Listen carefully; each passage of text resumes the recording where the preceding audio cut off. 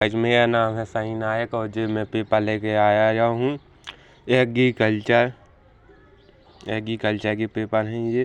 ये है द्वितीय परीक्षा के पेपर, हायर सेकेंडरी मुख्य परीक्षा वर्ष 2025 और ये है पशुपालन का पेपर। तो जैसे कुछ छात्र कहते हैं कि सर हमारे पुराने पेपर नहीं मिल पाए, आप पुराने पेपर ढूंढिए भाई साहब। तो मैं ये पुराने पेपर लेके आया हूँ जिससे उनकी कुछ हेल्प हो सकती है। तो सही असत लिखिए। राष्ट्रीय दुग्ध अनुसंधान संस्थान करनाल हरियाणा में स्थित है। सत्य की असत? सत्य है।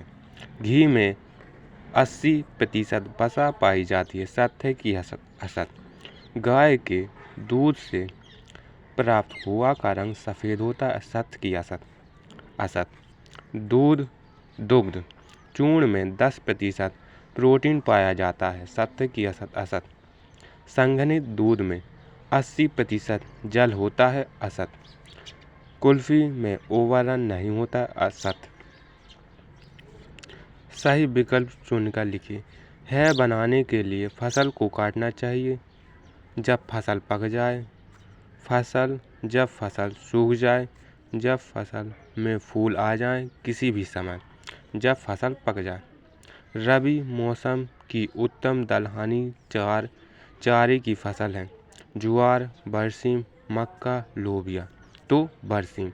वर्षा ऋतु के बाद अधिकतर फैलने वाला रोग है। एथेक्स, गलघोंटू, लंगड़ी रोग, पोका या पोंकनी। तो गलघोंटू रोग। सिटिप कप का परीक्षण किया जाता है। गलघोंटू रोग में, थनैला रोग में, खुरपका मुंहपका रोग में, तो काला ज्वार रोग में। तो थनैला रोग। गौवंश पशुओं में गलघोंटू रोग निम्न जीवाणु द्वारा फैलता है। बेसिलस एथिक्स, बुसेला एबुस्टस, क्लास्ट्रीडियम सोबियाई, तो पास्चुरेला बोविसेप्टिका। तो पास्चुरेला। सेमबात नस्ल के सुकर का उद्गम स्थान है कनाडा, मध्य भारत, मध्य इंग्लैंड, मध्य अमेरिका। तो मध्य इंग्लैंड। तो हेलो गाइज, तो हम अगला पेज काटने से पहले आप वीडियो को लाइक कीजिए, सब्सक्राइब कीजिए कि हम आपका अगला वीडियो लेके आएँ जब पेपर हो। तो उसके से पहले आप वीडियो लाइक कीजिए, सब्सक्राइब कीजिए कि आपको हर सूचना मिलती रहे। रिक्त स्थान की पूर्ति कीजिए। एक मादा सुकर का गर्भकाल ... दिनों का होता है। कितने दिन का? 114 दिन। ... सर्वाधिक दूध देने वाली बकरी की भारतीय नस्ल है।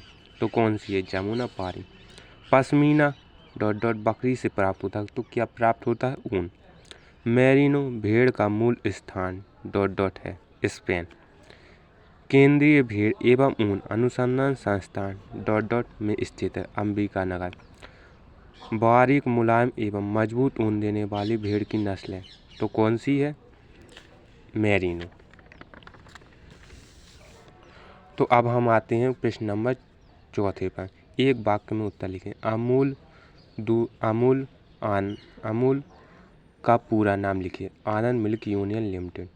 NDDB का पूरा नाम लिखिए। राष्ट्रीय डेयरी विकास बोर्ड।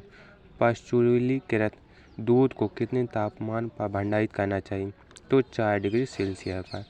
बिहार लेगहॉर्न मुर्गी वर्ष में लगभग कितने अंडे उत्पादित करती है? तो 2000।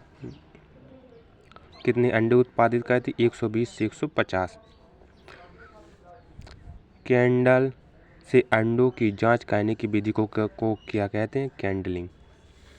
अब हम प्रश्न नंबर 5 पर आते हैं। सही जोड़ी बनाकर लिखिए। गहरी बिछावन पद्धति है तो 250 मुर्गियाँ। पिंजरा प्रणाली, ज़्यादा अंडा उत्पादन। अंडों की सेल कवच, कैल्शियम। प्रोसेसिंग न्यूरोकेलेसिस नहीं। तो हम जी आएंगे यहाँ पर कहाँ पर? मैग्नीज पर। तो फिल्टर प्रेसिंग जीवाणु, तो ये कहाँ पर है? न्यूक्लियसिस पे। तो अब हम इसके बाद आते हैं ये 2 नंबर के प्रश्न और उत्तर आ गए। जैसे टेंडर कठोर पनीर बनाने की विधि का फ्लो चार्ट लिखिए। तो ये 2 नंबर के प्रश्न उत्तर हैं। रबड़ी का औसत संघर्ष लिखें। तो ये गाइस हमारे 2 नंबर के क्वेश्चन आंसर आ गए हैं। इसमें हम कुछ भी एक नंबर के भी लिख के आएंगे, जैसे 2 में से नहीं आ रहे हैं तो हम इसमें से आधा भी लिख के आएंगे तो हमें 1 नंबर मिलने के चांसेस बढ़ जाते हैं। तो इसके बाद आते हैं हम सेट नंबर आगे पर।